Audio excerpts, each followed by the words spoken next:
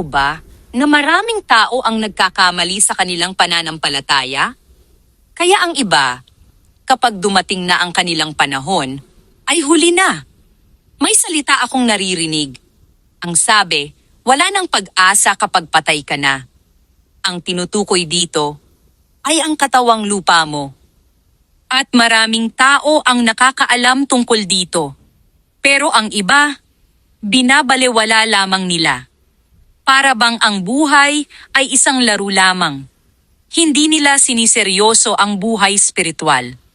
Kaya ang may pananampalatayang hindi matibay ay gaya ng ipa ng palay, madaling matangay kahit sa mahinang hangin lamang. Kasi ang taong nagsasabing nananampalataya siya, pero mapagmataas ang puso, hindi talaga totoong may pananalig. Ang pananampalataya niya ay nagmula lamang sa sinabi sa kanya. At iyon din naman ang sinasabi niya sa iba. Magkaiba ang pananampalataya na ikaw mismo ang nakadiskubre na totoo talaga ang pinaniniwalaan mo, kaysa doon sa basta mo lamang narinig sa iba. Pero kapag ang narinig mo ay pareho sa natuklasan mo, ibig sabihin, may katotohanan ang kanyang sinasabi. Ikaw mismo. Alam mo na totoo ang pananampalataya niya. Ikaw mismo. Alam mo na ang sinasabi niya ay hindi lang galing sa social media, kundi dumaan din siya sa iba't ibang proseso, gaya ng pinagdaanan mo. Kaya maraming tao, nahuli na ang lahat para bumalik pa sa nakasanayan nilang buhay.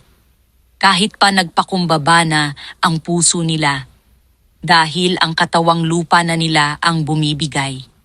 Kaya kung ang katawan mo ay hindi mo inaalagaan ngayon pa lang, ikaw lang din ang may pananagutan kapag ito ay iyong pinabayaan.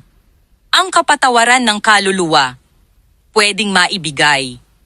Pero ang pagsasuffer ng iyong katawan ay kailangan mong pagbayaran. Dahil kahit alam mo na ang kahihinatnan nito, hindi mo pa rin pinakinggan. Kaya kahit makalaya pa ang kaluluwa, ang katawan mo pa rin ang magdudusa.